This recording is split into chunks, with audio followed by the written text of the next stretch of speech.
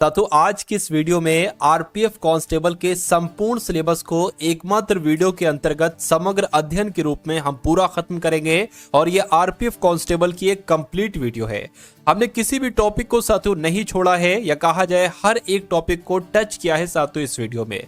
तो आइए साथियों आप इस वीडियो को पूरा एंड तक देखिए और अपने एग्जाम को साथियों बहुत आसानी से क्रैक कीजिए। तो साथियों 20 से 25 मिनट में लगभग 150 क्वेश्चंस आपको समर्पित कर रहा हूं। इन प्रश्नों को तैयार करिए और अपने एग्जाम को साथियों क्रैक करिए। और पूरे 150 प्रश्नों में से साथियों आपके कितने प्रश्न सही होना चाहिए? लगभग 40 प्रश्न साथियों आपके सही होना चाहिए। तो इस अचीवमेंट को पाने के लिए 20 से 25 मिनट साथियों अपने दे दीजिए। पहला सवाल है करके कर सुधार समिति का अध्यक्ष किसे नियुक्त किया गया था?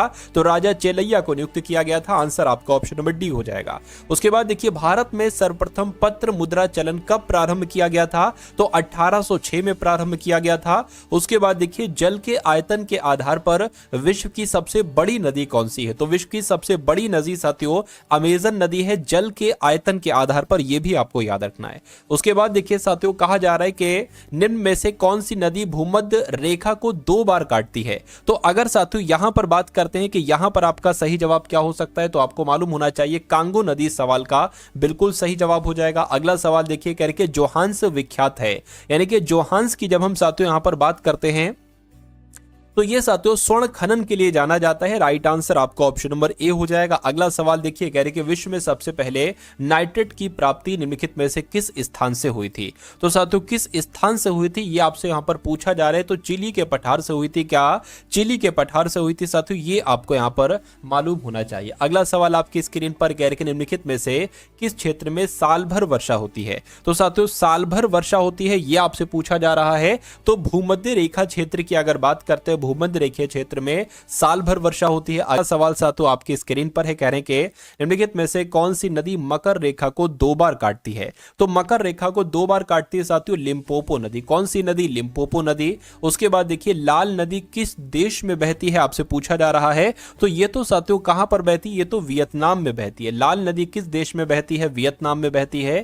क्षोभ मंडल की धरातल से अधिकतम ऊंचाई कितनी है? तो क्षोभ मंडल की धरातल से अधिकतम ऊंचाई साथियों 18 किलोमीटर है। यह भी आपको याद रखना है। किस देश को दक्षिण अमेरिका महाद्वीप का प्रवेश द्वार कहा जाता है? तो किसकी बात चल रही है साथियों? वेनेजुएला की यहां पर बात चल रही है। अगला सवाल कह रहे प्रतिवर्ती क्रियाओं का नियंत्रण केंद्र कहां पर है? तो साथियों कहां पर है आपसे कुल मिला के पूछा जा रहा है। तो कशेरुक रज्जु में है। आंसर आपका ऑप्शन नंबर सी होगा। उसके बाद देखिए निम्नलिखित में से किस राज्य में राष्ट्रीय राजमार्गों का सबसे बड़ा तंत्र विद्यमान है? तो साथियों कहां पर है आपसे पूछा जा रहा है। आप लोग याद रखेंगे उत्तर प्रदेश में है, ठीक है ना। अगला सवाल के निम्नलिखित में से किस राज्य के शुद्ध बोए गए क्षेत्र का सर्वाधिक भाग सिंचित है? मुझे बताइए। तो अगर बात करते हैं तो पंजाब आपके सवाल का बिल्कुल सही जवाब हो जाएगा। साथियों आपको पूरे धैर्य से इस पूरी वीडियो को देखना है और 150 प्रश्नों को तैयार कर लेना है। चलिए तो महात्मा गांधी जल विद्युत उत्पादक प्लांट ये कहां पर स्थित है? तो ये साथियों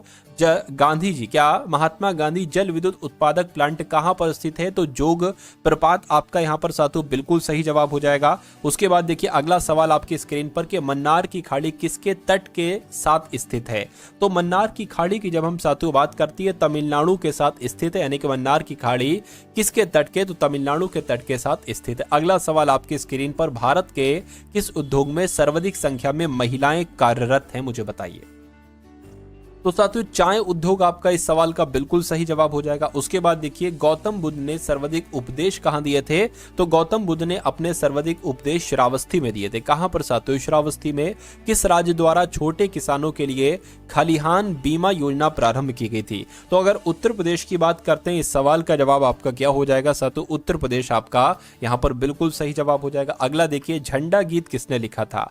तो झंडा गीत साथियों किसने लिखा था आपसे पूछा जा रहा है। श्यामलाल गुप्त पार्षद के द्वारा ही झंडा गीत साथियों लिखा गया था। राइट आंसर जिनका डी है तो बिल्कुल करेक्ट है। शुद्ध तत्व कौन सा है? तो इसमें से साथियों शुद्ध तत्व कौन सा है ये आपसे कुल मिला के पूछा जा रहा है। शुद्ध तत्व की अगर बात करें तो सोडियम यहां पर साथियों आपका बिल्कुल सही जवाब हो जाएगा। आप लोगों को ध्यान रखना है शुद्ध तत्व जो है ना, यानी कि सोडियम जो है ये एक शुद्ध तत्व होता है। चलिए भाई, अब उसके बाद देख लेते हैं अगला सवाल कि निम्नलिखित में से कौन अनुचुंबकीय पदार्थ है। तो इनमें से कौन अनुचुंबकीय पदार्थ है साथियों? अगर बात करते हैं ऑक्सीजन की, तो ऑक्सीजन एक अनुचुंबकीय पदार्थ है। अगला देखिए, कह रहे कि सूर्य में होता है, तो सूर्य में साथियों क्या होता है बताइए? तो सूर्य में नाइट्रोजन, ऑक्सीजन, फास्फोरस या हाइड्रोजन व हीलियम होती है। तो मैं कहूंगा हाइड्रोजन व हीलियम होती है सूर्य में। आंसर आपका ऑप्शन नंबर डी हो जाएगा। उसके बाद देखिए साथियों, अगले नंबर का सवाल आपकी स्क्रीन पर है। कहने के सबसे पहला नाभिकीय रिएक्टर बनाया गया था, बताइए।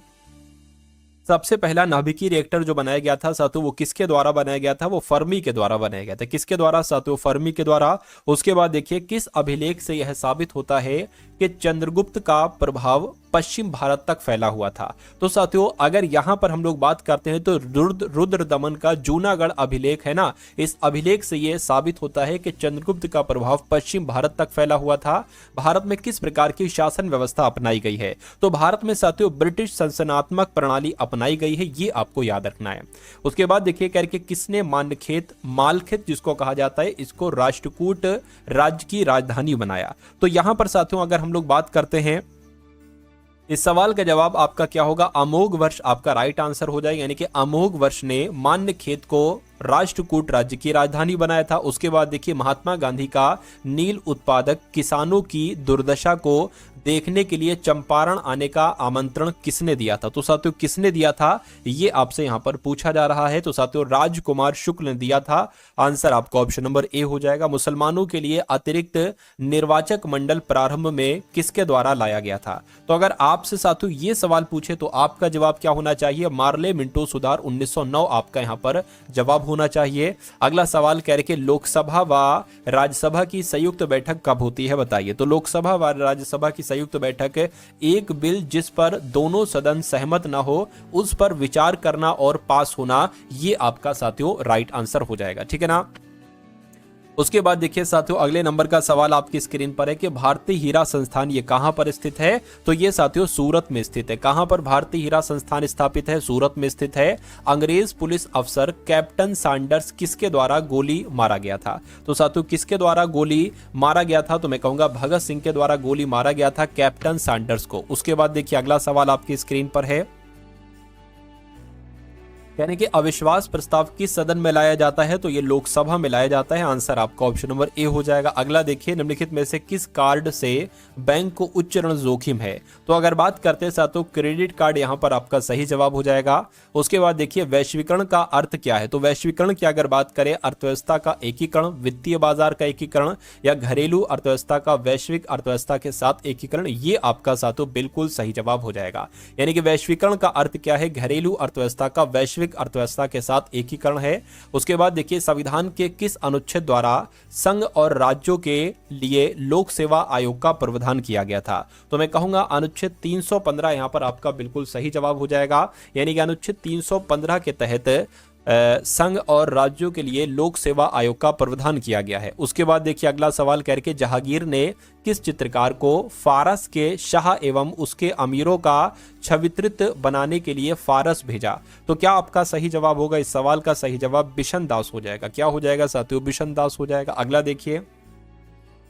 देखिए, कह रहे कि महात्मा गांधी को सबसे पहले राष्ट्रपिता किसने कहा था? तो सुभाष चंद्र बोस ने सबसे पहले राष्ट्रपिता कहा था। सम्राट हर्षवर्धन ने 2 महान धार्मिक सम्मेलनों का आयोजन किया था। तो साथियों प्रयागराज में और थानेश्वर में किया था। सही जवाब आपका अगर है ऑप्शन नंबर बी तो बिल्कुल करेक्ट है। भारत एक गणतंत्र है।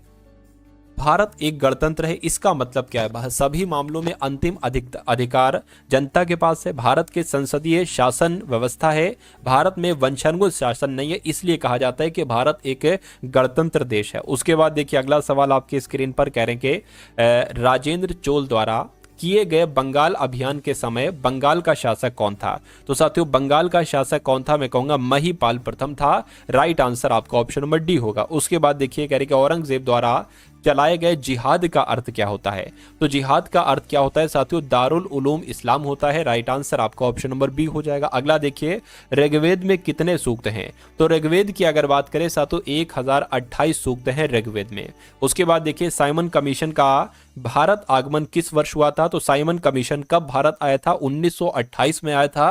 मैं कहूंगा बिल्कुल साथियों 1928 में आया था। उसके बाद देखिए करके संसदीय प्रणाली वाली सरकार को अन्य किस नाम से जाना जाता है? तो इसको संघीय सरकार कहा जाता है। क्या कहा जाता है साथियों? इसको संघीय सरकार कहा जाता है। उसके बाद देखिए 1857 के विद्रोह का तात्कालिक कारण क्या था? तो 1857 के विद्रोह का तात्कालिक कारण चर्बी वाले कारतूसों का प्रयोग कर आरंभ करना, यह 1857 के विद्रोह का तात्कालिक कारण था। जातक किसका ग्रंथ है? तो जातक साथियों बौद्ध धर्म से संबंधित है। जातक कथाएं, तो आंसर आपको ऑप्शन नंबर सी हो जाएगा।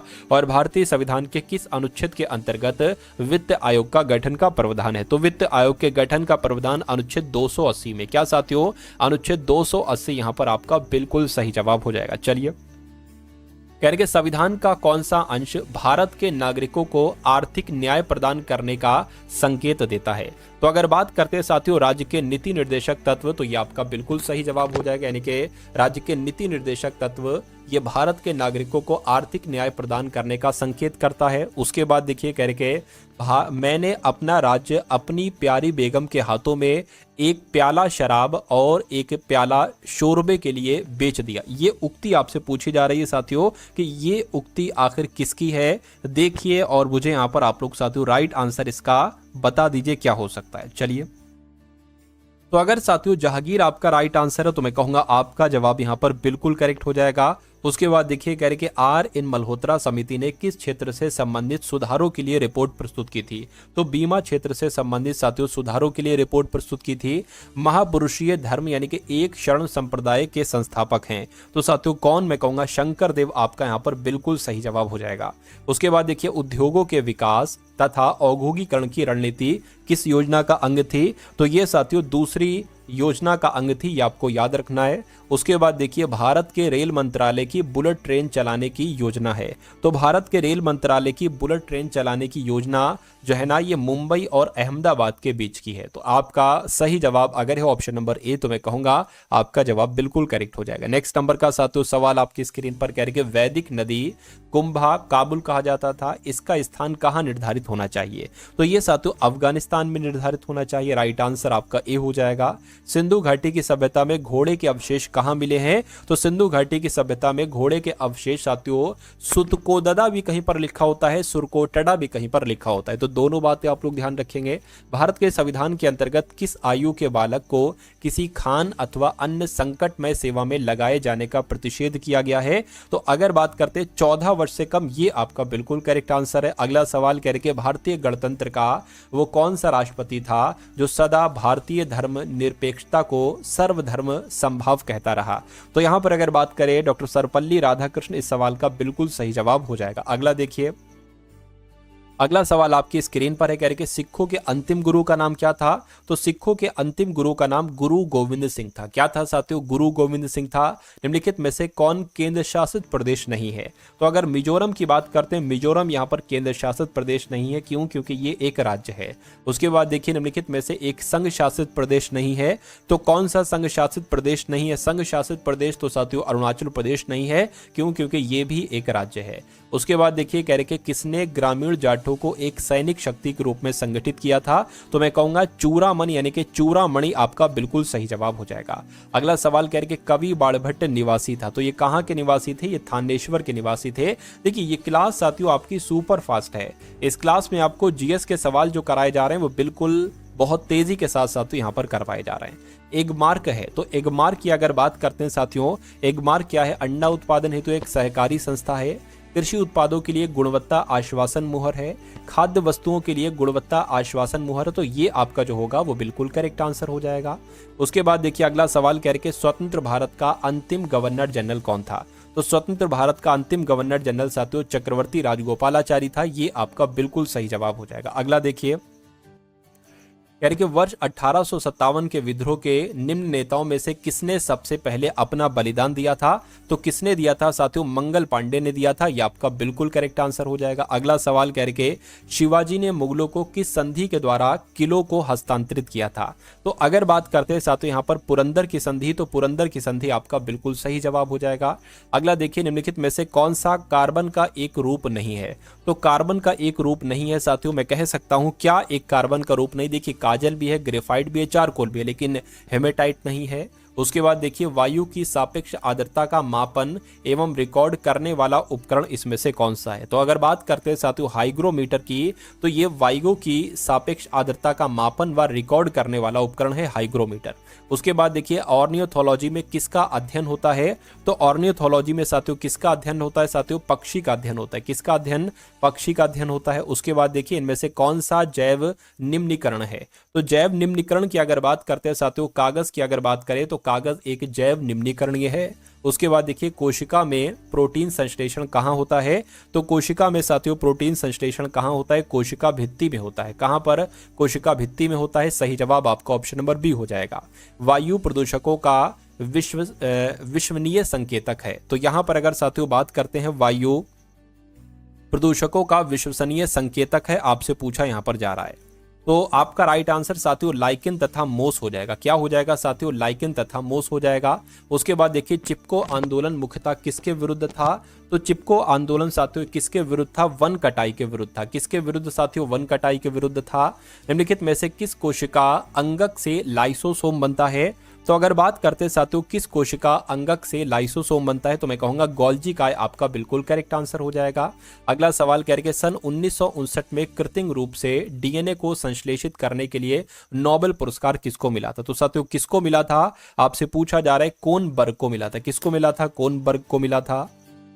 उसके बाद देखिए साथियों नेक्स्ट नंबर का सवाल आपके स्क्रीन पर है, करके जिस रूप में पौधे नाइट्रोजन प्राप्त करते हैं वो है, यानी कि वो रूप आपसे पूछा जा रहा है, तो नाइट्रेट आप लोग यहाँ पर याद रखेंगे। इस सवाल का जवाब आपका ऑप्शन नंबर बी हो जाएगा। उसके बाद देखिए करके हल्दी चूर्ण पौधे के किस भाग से प्राप्त होती है? तो शुष्क प्रकंद से प्राप्त होती है। किससे? शुष्क प्रकंद से प्राप्त होती है, ये भी आपको मालूम होना चाहिए। यानी कि प्याज में खाद्य भाग कौन सा होता है? तो प्याज में खाद्य भाग जो होता है वो तना होता है। क्या साथियों?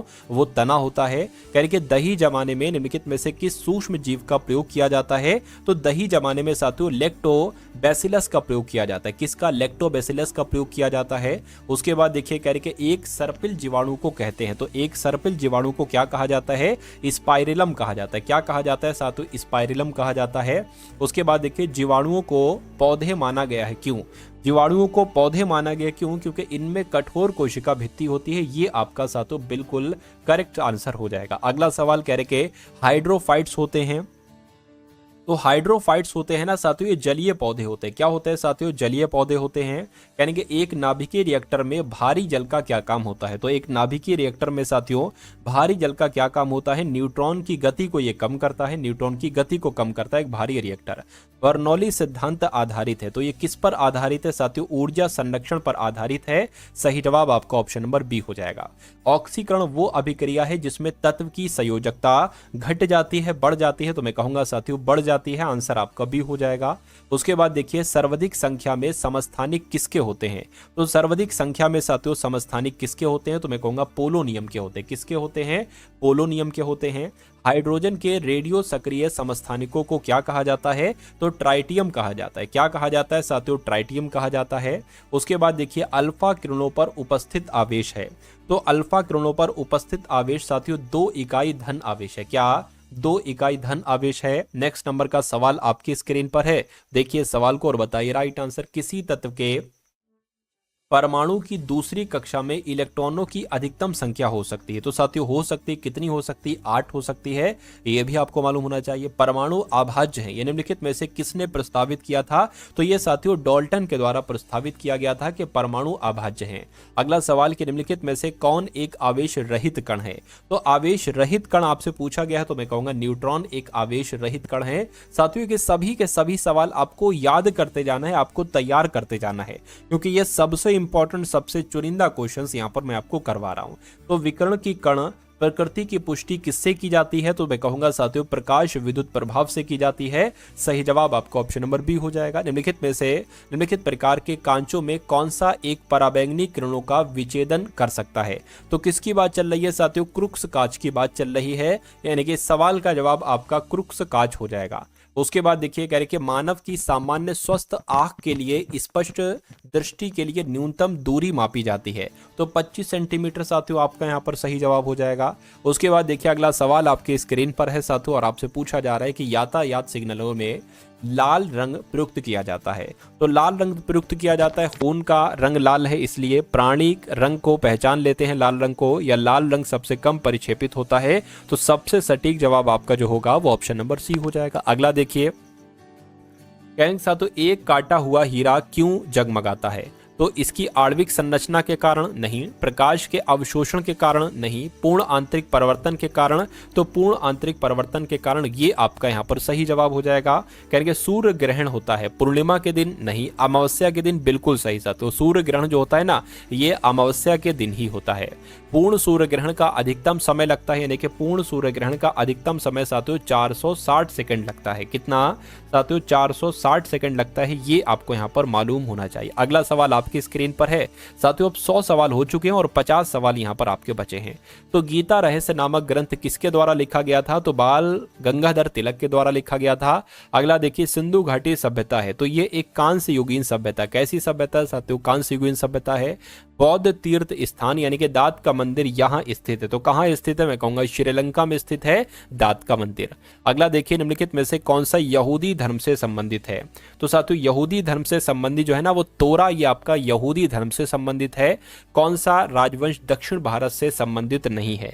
तो मैं कहूंगा पांड्य है, पाल नहीं है, सातवाहन है, पहलव है, तो मैं कहूंगा पाल आपका राइट आंसर हो जाएगा।